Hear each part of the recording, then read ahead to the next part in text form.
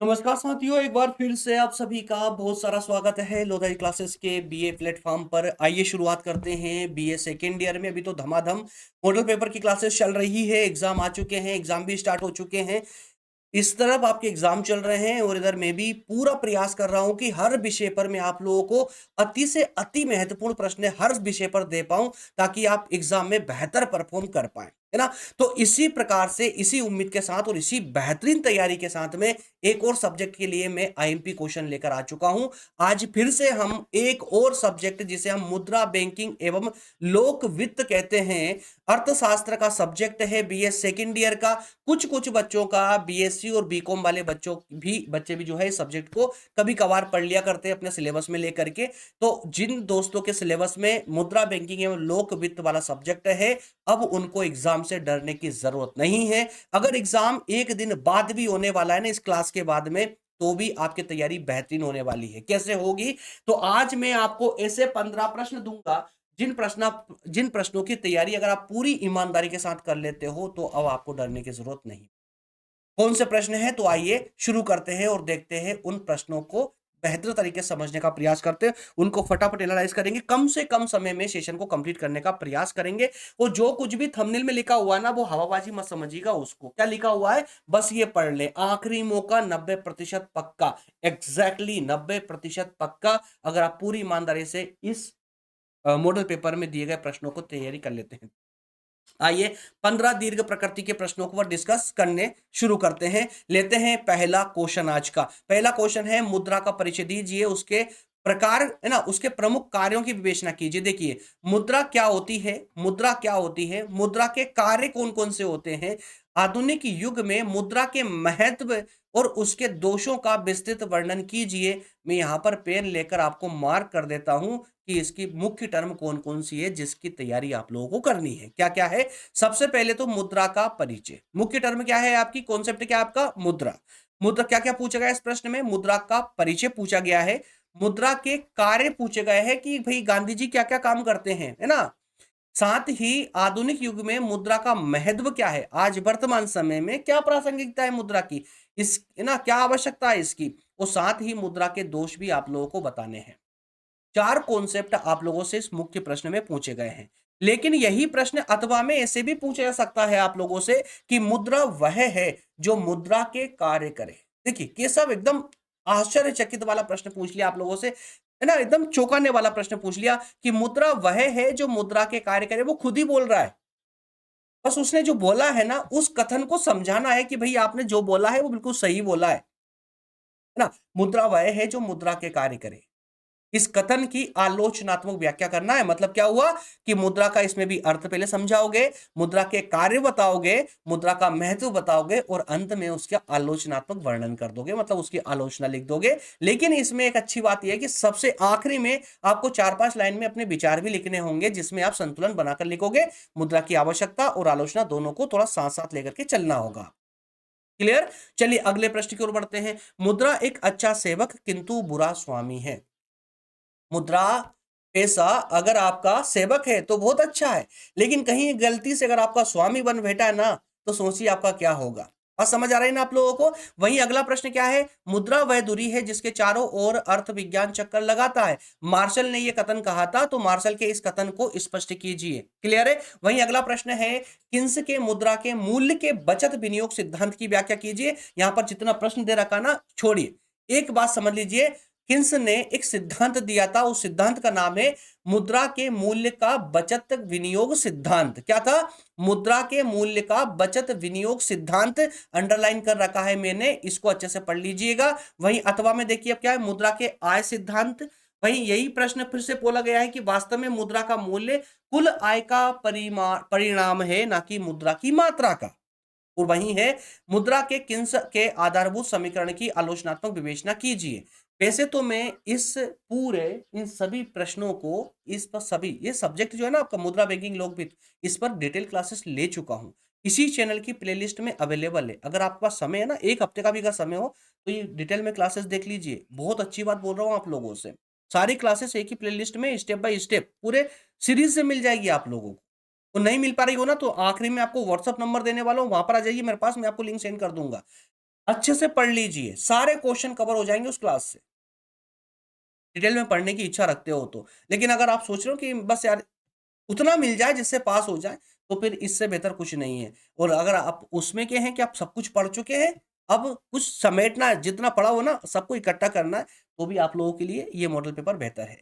बस प्रॉब्लम इसमें आ जाती है कि प्रश्न चूँकि इकोनॉमी है, अर्थशास्त्र है, तो प्रश्नों की जो लेवल होती है ना, वो भी उसी लेवल की हो। इसलिए प्रश्नों को थोड़ा समझना आवश्यक होता है। ठीक है?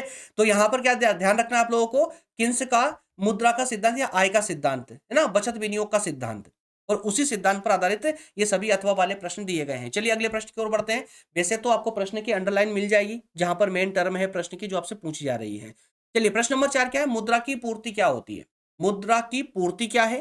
भारत में मुद्रा पूर्ति की माप संबंधी आंकड़े कैसे बताए जाते हैं, कैसे दिए जाते हैं, कैसे प्रस्तुत किए जाते हैं या प्रकाशित किए जाते हैं? वहीं भारत में मुद्रा स्टॉक की माप कैसे की जाती है और मुद्रा पूर्ति के तत्व निर्धारित करने वाले तत्व कौन-कौन से होते हैं, विवेचना कीजिए।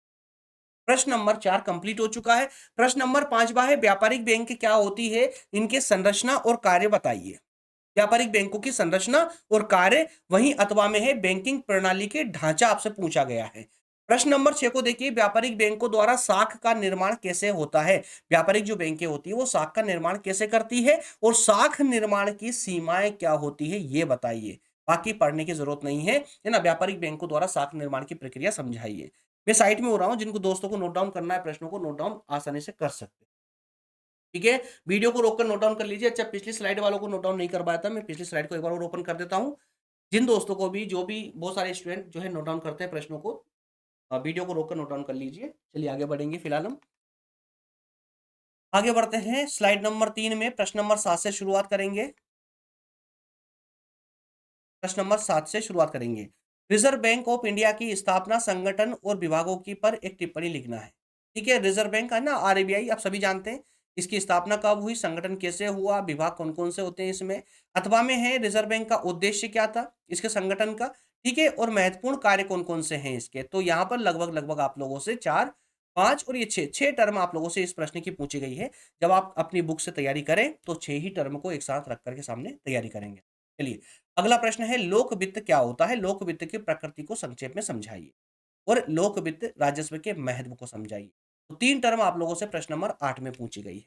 वहीं अगला प्रश्न है निजी, सार्वजनिक और गुण वस्तु का आशय प्रकृति स्पष्ट कीजिए। तो यहाँ पर निजी और सार्वजनिक, है ना, एवं गुण वस्तु, आशय बताते हुए इसकी प्रकृति बतानी है।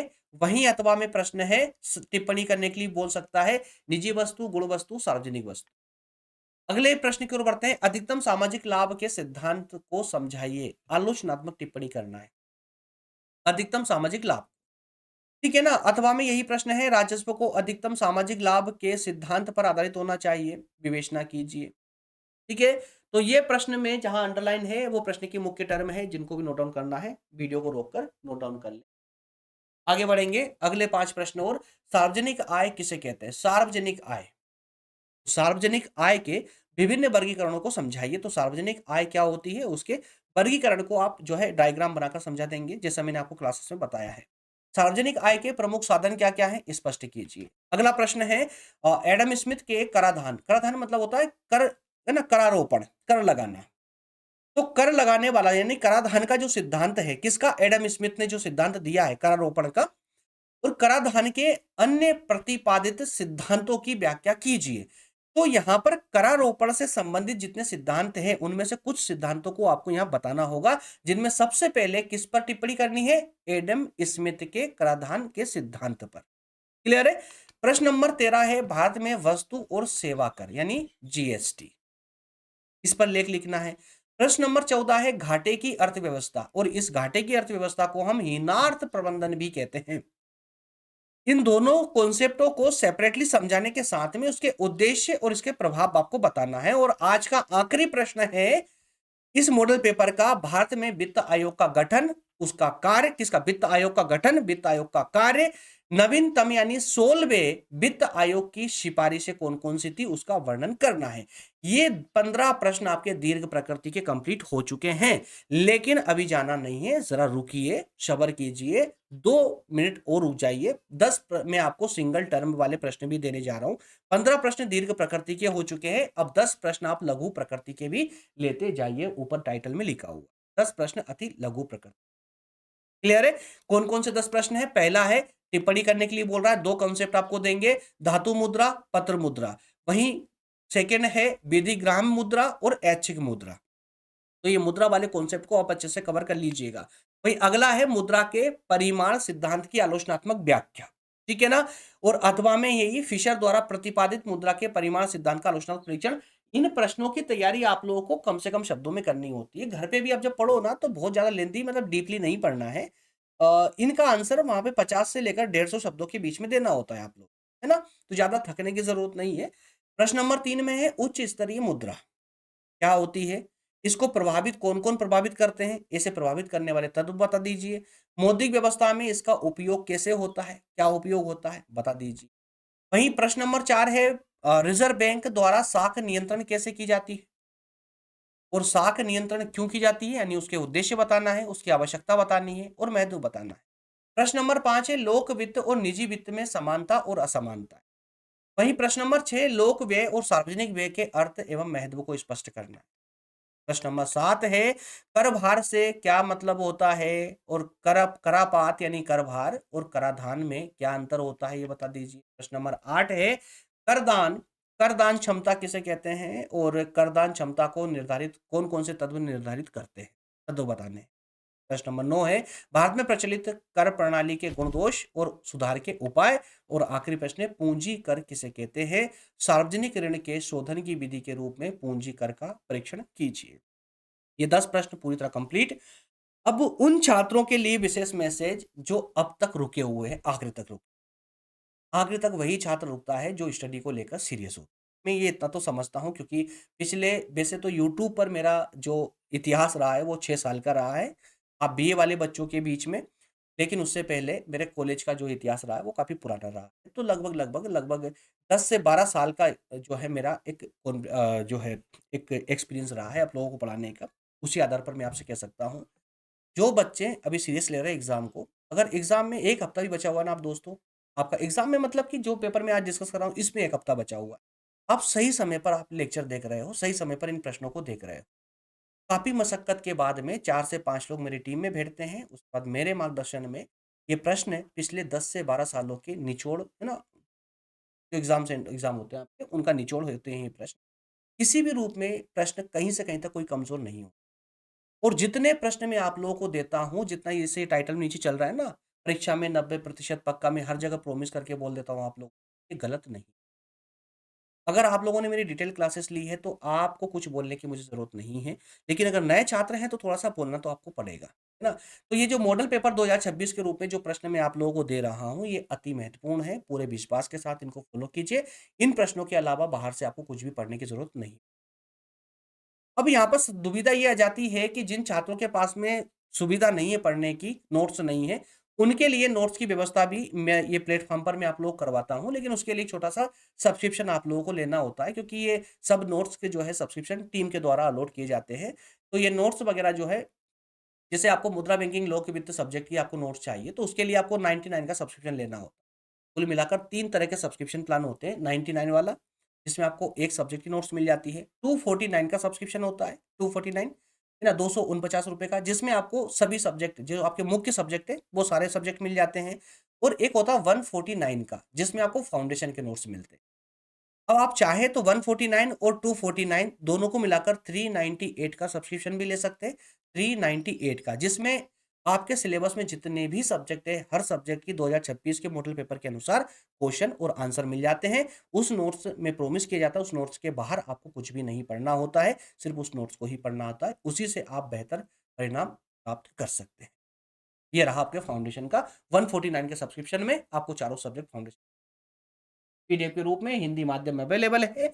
नंबर दिए गए, इस नंबर पर आप जो है इस पेज का स्क्रीनशॉट लेकर इस नंबर पर सेंड कर दीजिए। बाकी सारा डिस्कशन हमारी टीम आपसे कर लेगी, आपको समझा देगी कैसे आपको सब्सक्रिप्शन मिलेगा, कहाँ पर आपसे नोट्स मिलेंगे। सेशन अगर आपको अच्छा लगा है, हेल्पफुल लग रहा है कि मैं आपकी सही दिशा में आपके साथ आगे बढ़ पा रहा हूँ, तो दोस्तों सेशन को लाइक ज़रूर कर देना, उसके बाद इस सेशन को छोड़ना। और चैनल पर नए हैं, अभी-अभी आए हैं चैनल पर, तो चैनल को सब्सक्राइब ज़रूर कर लीजिए, बेल आइकन प्रेस कर लीजिए, ताकि थर्ड ईयर में मैं आप लोगों को अच्छे से पढ़ा सकूँ। ये सारी सुविधाएँ या कहें कि मैं अपनी सेवा आप लोगों को दे सकूँ। क्लियर है? मिलेंगे अगले सेशन में, बहुत-बहुत धन्यवाद। Thank you. जय हिंद।